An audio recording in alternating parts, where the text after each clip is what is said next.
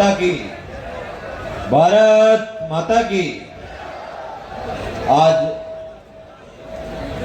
डोरीमीना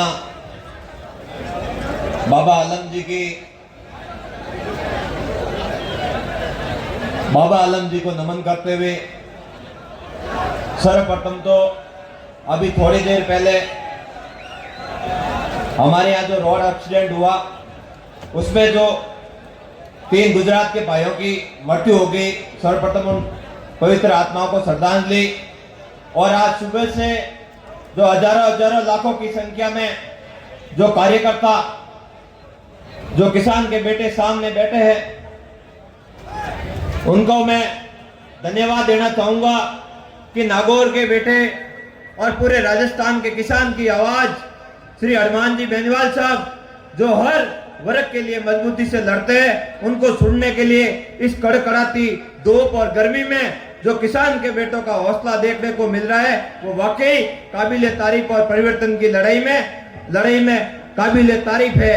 मैं बताना चाहूंगा, ये बजरी का जो आंदोलन है, इसकी शुरुआत बाड़मेर से हुई और बाड़मेर से जो आंदोलन अंग्रेजी लेता है वो हमेशा आगे बढ़ता है और आगे की पूरे राजस्थान की आवाज बनता है। नेताजी पहले से ही कई समय देरी से पहुंचे, तो मैं ज्यादा बात न कर इतना ही कहना चाहूंगा, जो बजरी माफिया जो खुद को जनता का हितैषी बता रहा है, भामाशाह बता रहा है, उसको कहना चाहूंगा, जब हमारे बालोतरा में समझड़ी में ठाकुर साहब पे हमला किया, तब लोगों की सहानुभूति उस नकली माफिया के साथ क्यों नहीं थी? क्योंकि ठाकुर साहब ने उनको 1 रुपया दलाली का नहीं दिया, कमीशन का नहीं दिया।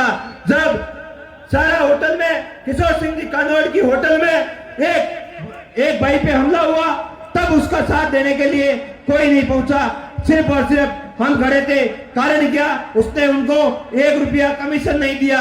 जब बालोतरा में बंजारा समाज के भाइयों पर झूठे मुकदमे दर्ज करवाए गए, तब उनके साथ में ये बजरी माफिया के जो झूठे एजेंट जगह जगह पे कहते फिर रहे हैं कि हम तो हमारे भामाशाह का खिलाफ एक भी शब्द बर्दाश्त नहीं करेंगे। मैं इसे भामाशाह नहीं कहूंगा। नेताजी ने जो बीड़ा उठाया है वो वाकई में सही है और हमें उनका साथ देना चाहिए, उनके साथ खड़ा रहना चाहिए। मैं तो सतीश कौम से निवेदन करूंगा, जब आपकी बात करता है, आपके हक के लिए कोई लड़ता है, तो उसके साथ, उन लोगों के साथ हमें मजबूती से खड़ा रहना पड़ता है। हमें घबराने की जरूरत नहीं है। जब राणा प्रताप जैसे वीर योद्धा आजादी की, क्रांति की लड़ाई लड़ रहे थे, तब भी कुछ जैसन उनके विपक्षियों के साथ, उनके आक्रांतों के साथ खड़े थे और उनको सपोर्ट कर रहे थे। हमें घबराने की जरूरत नहीं है। हमें तो राणा पूंजा बनकर नेताजी के साथ खड़ा रहना है। हमें तो महाराणा प्रताप जैसे हमारे यहाँ पर राजस्थान में व्यवस्था परिवर्तन की लड़ाई को आगे बढ़ा रहे हैं, नेताजी को सहयोग करना है। मैं ज्यादा न कहकर अपनी बात को विराम दूंगा। आप इसी तरह हमारे जो राष्ट्रीय लोकतांत्रिक पार्टी का गठन किसान के बेटों की आवाज को बुलंद करने के लिए नेताजी ने किया है, उसमें आप भी सहयोग कीजिए। जब कोई समाज की बात आती है, चाहे जैन समाज हो, जैन समाज पे अनूप मंडल नाम के एक संगठन द्वारा जगह जगह पर उनके साधुओं पर हमला किया जाता है, उनके साधुओं के खिलाफ पुस्तकें वितरित की जाती है, तब उनकी आवाज हनुमान जी बेनीवाल साहब मिलते हैं। जब राजपूत समाज का मनोहर नेत्रा, एक 5 साल का मासूम गायब हो जाता है, घर से निकलने के बाद 5 साल तक घर पे नहीं लौटता है, तो उसकी आवाज लोकसभा में अगर कोई बुलंद करते हैं तो नागौर के सांसद आदरणीय हनुमान जी बेनीवाल साहब करते हैं। जब बंजारा समाज की बात आती है, जब बंजारा समाज के घर उखाड़ दिए जाते हैं, तो उनकी आवाज हनुमान जी बेनीवाल साहब बनते हैं। जब राजस्थान में लंपी डिजीज बीमारी में गौ माता पे संकट आया, तब तेजाजी महाराज के, तेजाजी भगवान के सच्चे भगत बन गए। अगर गौ माता के लिए अगर कोई खड़े रहे तो हनुमान जी बेनीवाल साहब थे।